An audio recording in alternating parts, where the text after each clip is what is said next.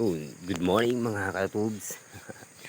So, yung kagigising ko lang, no? Hindi naman halata.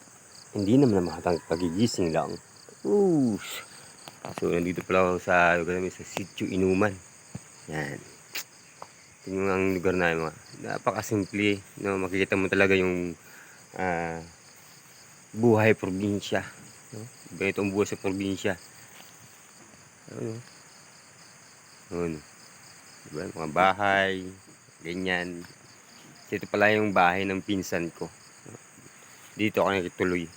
Kasi yung bahay ko dito wala. Hindi ko nasikaso yun. Sira na. So yung go. Umaga pa lang bababa na ako. Kaya bago bumaba, magagala muna ako dito sa mga ilog. So let's go. Samahan nyo ako sa aking paggagala. So, let's go. So ito nga po yung daan papunta sa ilog. Kung naririnig nyo yung lagaslas ng tubig, agos ng tubig. Oh, eto na, ipapakita ko na. Tadadang! So yun, ito po yung aming ilog. Yan. Anong gusto malayo, yun. Puntahan natin yan mga. So dito muna tayo. Yun. Hindi talaga akong hatong bagong gising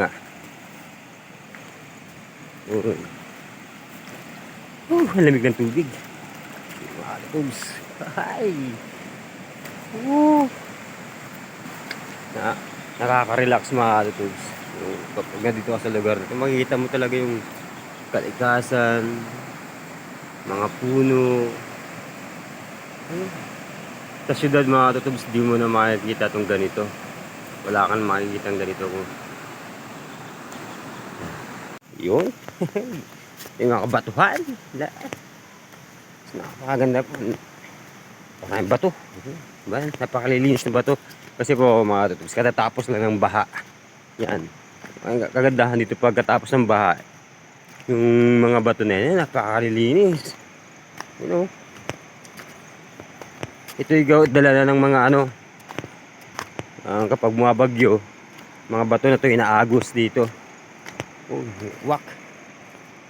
Mga katubs. Ito ang lugar ng Sitio Inuman. Oh. So, pasensya na kung medyo magalaw ang aking videos. Mag-video kasi hawak-hawak ko lang wala pa akong gamit na maayos. Ay! Munti ka na gumulong lang. Oh, diba mga katubs?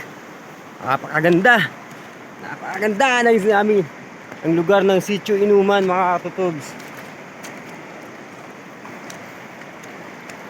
Ayun wow.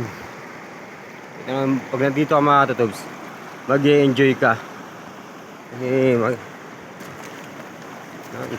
malawak po ang ilog dito. Yan, napakalawak. Lumawak siya ngayon mga katutubs. Yun, hindi na mukhang kagising lang. Lamos muna tayo. Napakaginaw ng tubig mga katutubs. Oh!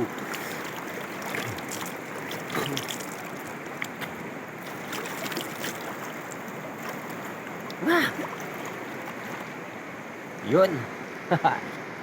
So ganito talaga lugar na dito mga katutubs. Lalo na pag bagong bagyo, napakaganda ng ilog. Yun. So bago marating ang lugar nito, so kailangan mong maglakad kung baguhan ka pa lang, makakumuto ng 5 hours. Pero sa mga mabilis na mga 2 hours lang. Ito po talaga, siyempre, bago ka makarating sa ganitong lugar, kailangan ka maglakad. Kailangan mo mag-adventure. Kailangan adventure yan. Diba?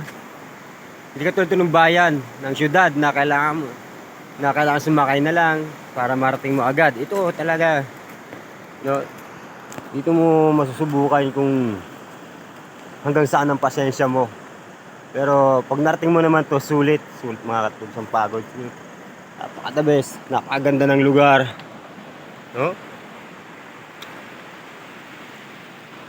Sino mga katubs, diba? Sa pelikula mo na lang makikita, diba? Mga ganitong lugar. Pag hindi mo sinadya napuntahan, So kailangan mong sadyain ang ganitong mga lugar. Kailangan mo mag-adventure, 'di ba? Yun. Oh, 'di ba? Talagang pagod sa layo ng daan, madudulas. Tapos siguro wait. Pero kapag narating mo na ang lugar na 'to, masasabi mong sulit. Sulit ang pagod, mga katutubs. Tignan mo yung lugar na yan. Diba? Napakaganda. Oh. Yan.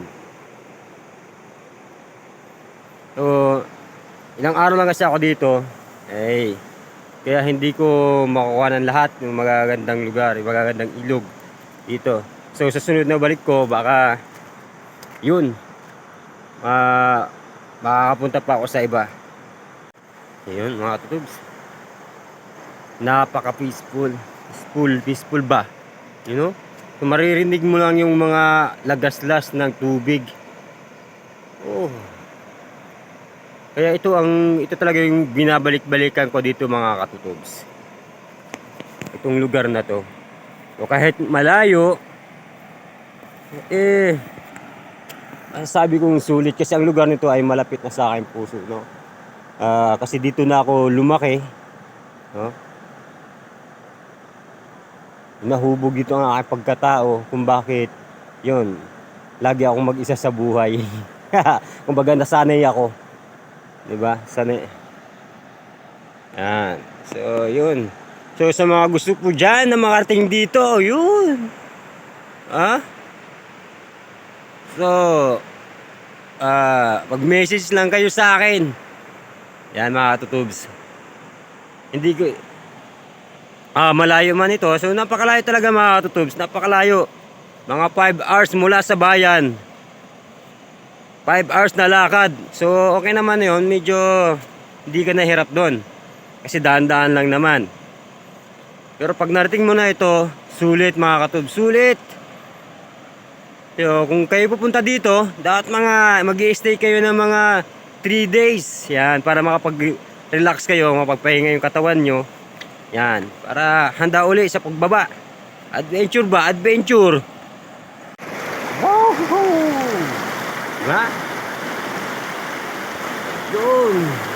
Apakaganda ng lugar, mga tutubs. Hindi ako nagsasawang bumalik dito sa lugar na to. Nakita nyo yan?